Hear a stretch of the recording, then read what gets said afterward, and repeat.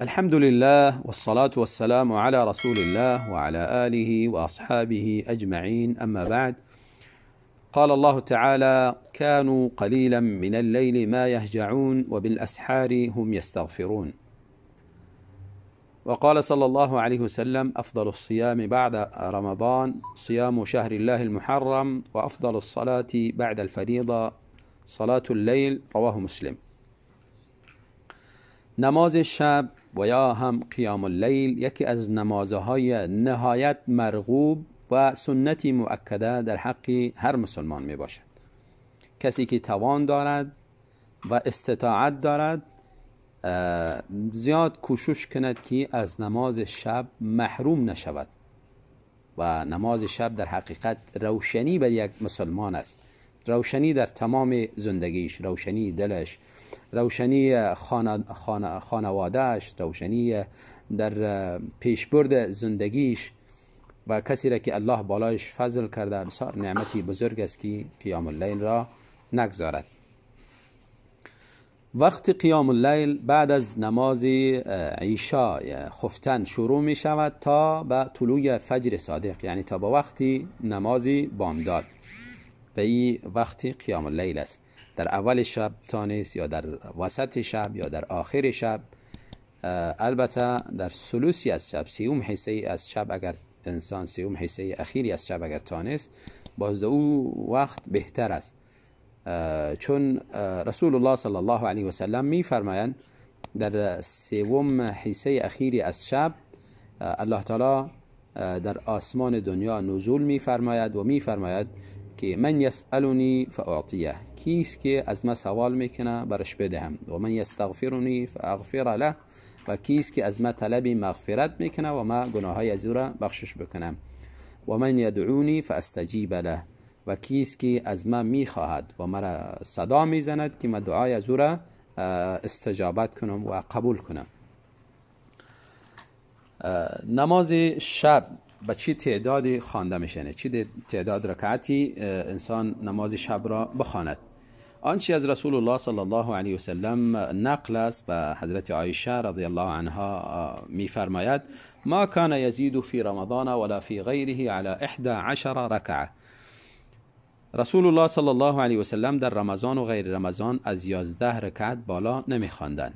8 رکعت از این قیام اللیل محسوب میشد و 3 رکعت دیگری از این وتر. وتر هم از جمله قیام اللیل، البته نام مشخصش وتر است. بنابراین حدیث عده علما گفتن که نماز یعنی تراویح که در رمضان خوانده میشه نباید از 11 بالا بوده باشه، مطابق فعل رسول الله صلی الله علیه و سلم. و عده دیگری هم به 20 رکعت یا بالاتر یا کمتر قول کردن و اونها از دلایل زیادی استدلال میکنن، از جمله حدیثی صلات اللیل مثنا مثنا، حدیث متفق علیه است، صحیح بخاری صحیح مسلم، یعنی نماز شب 2 رکعت است. میگویند که در این حدیث تقیید نیامده، 2 رکعت به هر اندازه‌ای که توانش بود. البته کسانی که باز تقیید میکنن از حدیث از عایشه رضی الله عنها تقیید میکنن که او حدیث رسول الله صلی الله علیه و سلم یعنی ذکر است که از 11 رکعت بالا نمیخواندن. 2 رکعت یعنی مقید به میست که 11 رکعت و 2 رکعت بخونه. اگرچه در حدیث حضرت عایشه رضی الله عنها ذکر است که اونجا 4 رکعت یعنی 4 رکعت میخواندن و 4 رکعت نهایت دراز و بسیار زیبا میخواندن. المهم اگر 4 رکعت هم خوانده سلام داد درست است، اگر 2 رکعت هم خوانده سلام داد این بهتر است، چون رسول الله صلی الله علیه و سلم خودشان قول کردن.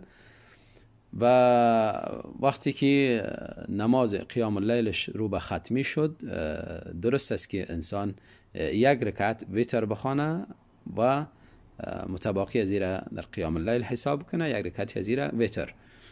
و درست است که 3 رکعت هم بخونه. از رسول الله صلی الله علیه و سلم 3 رکعت هم بیشتر اوقات نقل است و 5 رکعت وتر هم نقل است و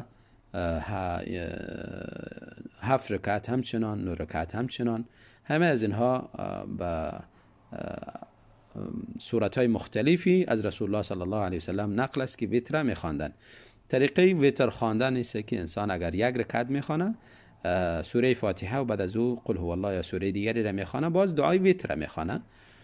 و البته بعضی‌ها دستای خدا بالا میکنن در دعا و بعضی‌ها دستا بالا میکنن و باز بسته میکنن. این کدام اساسی نداره. البته اگر آنچه که از صحابه کرام نقل شده، یعنی دعا در وقت دعا خواندن مانندی که در هر وقتی که انسان دعا میکنه دستای خدا بالا میکنه، یعنی برای دعا دستای خدا بالا میکرده، نه اینکه رفع الیدین که دستای خدا پس بسته کنند. پس نماز شب عدد رکعاتش 11 رکعت به همین انسان اکتفا کنه و 3 رکعت گاهی ویتر بخونه و گاهی هم 1 رکعت اگر ویتر میخونه و گاهی هم 5 یا کم و زیادی در توانش چیزی بوده باشه.